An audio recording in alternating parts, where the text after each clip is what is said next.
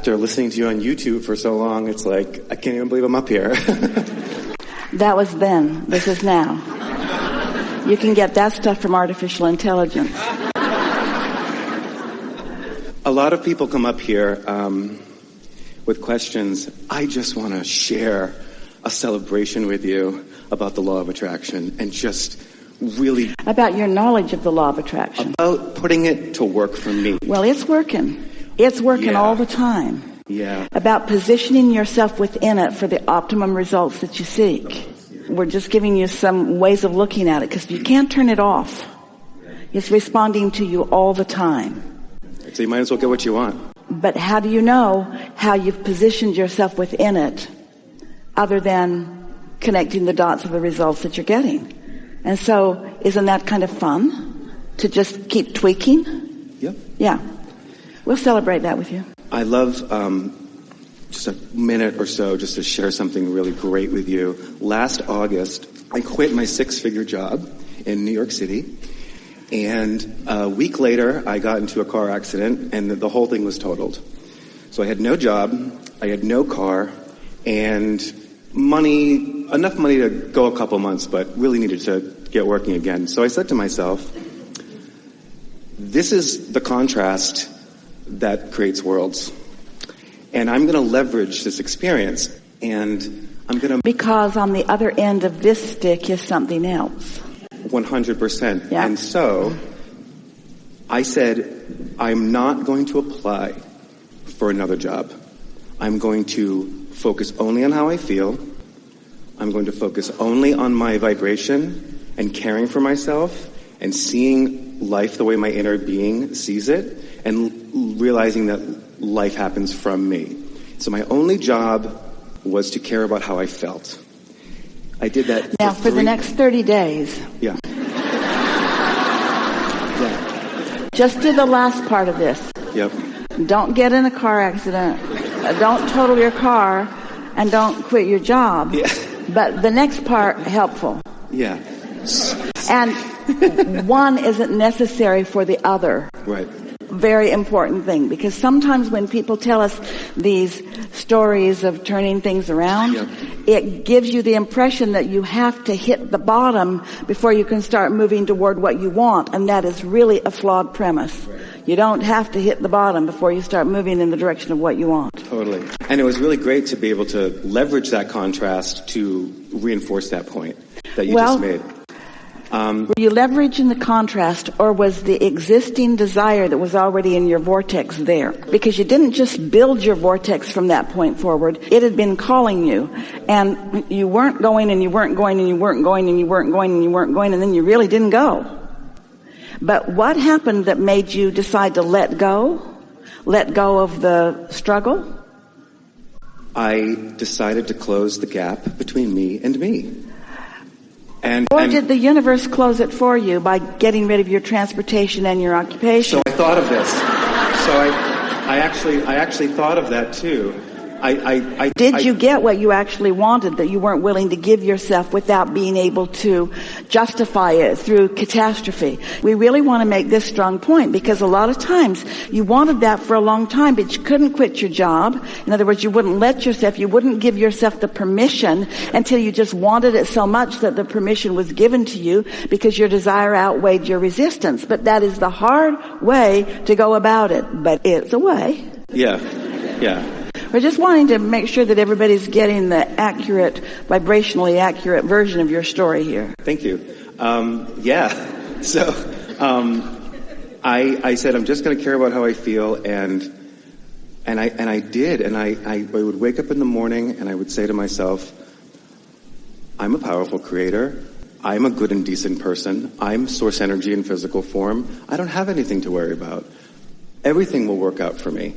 Everything will be fine. And I was so a lot of people say those words. Yeah. What do you think made those words really what you felt? I was living from those emotions. I was literally inhabiting the state of feeling good, feeling appreciative. But can you explain to us the transition, the transformation? Because something shifted vibrationally. We can put words to it. It was an I give up moment. It was an I give up moment. And you don't give up your desires, you give up the resistance, you give up the battle, you give up the struggle. But the reason that we want to continue with this conversation is because we want to ask everybody, how much has to happen before your I give up moment? Does it have to be I give up or I want that? In other words, does it have to be I give up the part of life that is hard so that you can have the life the way you want it? Or could you just start pointing that way? Could you start from a place of feeling pretty good and just feel better and better and have the same results? These stories are the stories that make people want to write books and make movies, but they are also the kind of stories that confuse people about what it takes, because it does not take hardship to discover clarity, but it doesn't hurt. In other words, clarity is available to you at all times. We're not trying to discourage you from telling your story. We're just wanting you to benefit from your story. Because if you tell that story long enough, you'll have another car wreck. You're right. Tell me about it. That's the way the law of attraction is relentless. You get what you're feeling about. So when you tell that story, if you evoke within yourself whatever it is you were feeling at that time, then it comes back and your bag of marbles gets to have that stuff in it too. And so how long does this letting go last? Do you have to have something to let go of before you let yourself be the receiver of all that you want? We're really asking all of you those questions. Can you get from feeling good to feeling gooder to feeling gooder to feeling gooder to feeling gooder, or do you have to feel bad? This is a flawed premise. People think that you have to feel really bad and then you flip to it. You feel really bad and makes you want to feel really good, but you don't have access to feeling really good when you feel really bad. And so, get to the good part. Happy to. Get to the part that you want to repeat. For the next 30 days, tell the story you want to live.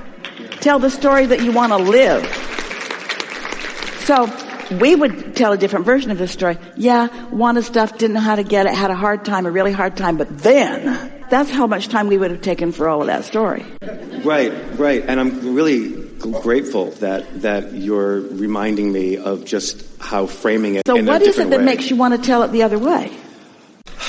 This is an important question. I think it's just a practice vibration. It's more than that. What is it that makes you want to tell it the other way? What is it that makes you, and almost every other human on the planet, want to express hardship? Why do you want to justify? Think about it a little bit. Why do you want to express hardship? Well, part of it is because there's a lot of people that aren't living blissful lives, and you don't want to make them mad. Right. You're living happily ever after when people aren't living happily ever after. But what makes you, let's make it more general. What do you think is at the root, back there somewhere, of wanting to explain what is? Wouldn't the manifestation of what is be enough? The manifestation of what is surely is enough justification. You're standing there, you're being it, you're living it, everybody's seeing, hearing, smelling, tasting, touching it. Why does it need more explanation? What's with the justifying? Let's pause here. This is important for everybody. What's with the justification? Getting other people's agreements. Validating through other people agreeing. But that's the peanut gallery. You're really not wanting the approval or validation from other people. You're wanting harmony with your inner being, who is spending no time thinking about that. Your inner being's only looking forward. So the whole time you're telling that story in request for the attention and maybe even approval and maybe even an understanding of other people, that's really barking up the wrong tree big time, because that's not where any of your power comes. We know that's where a lot of movies come from. And people somehow think that if they get themselves in a really big hole and then they climb out and other people see them climb out and they make a monument about it, that then that's what happily ever after it is. And we said, well, first of all, you'd have to get in a hole. You could have just started climbing from where you are if you want to. Are we getting to you with this? It was such a powerful, what transpired after that, learning how to... But that's the question. I didn't mean to startle you. That's okay. That was a strong point, wasn't it? That's the point. That is the point, is that what happened afterward seemed dependent on that. and it wasn't. In other words, that's where justification comes from. And so if you could just soften that a little bit and say, hey, when I know what I don't want, I really know what I do want. And sort of leave it there rather than needing to explain the hardship. Esther's daughter said to Esther one day, Mom, do you realize that you start a lot of your, this was a few years ago, that you start a lot of your sentences with how much you've been doing today? Hi, how you doing? Great. I did this and I did this and I did it. Sort of like, I need to explain, Tracy's saying to her mother, like, you need to explain to me how good you are, how wonderful you are. And Esther really thought about that because she didn't mean it that way. She didn't think. But when she thought about it, she thought, maybe I do think that I should get some recognition from somebody about what I'm doing. But really, friends, we're asking you, when 100% of you, we're going to do our best in the next 2 minutes to take away all your reasons for justifying. You ready for it? Yes. You are all blessed. 100% of the people on this planet are blessed. You are deserving of wonderful things coming to you, and you cannot work hard enough to justify them coming. You cannot suffer enough to receive your blessings. The blessings are not given to you because of your hard work. You are blessed because you are blessed, because you are blessed, because you are blessed, because you are born worthy. And you've learned to pinch it off.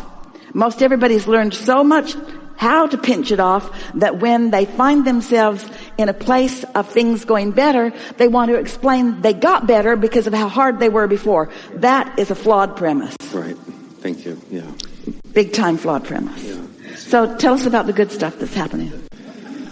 I let it come to me. The phone rang. I more than replaced my income. I got the exact car I wanted, the exact car that I wanted.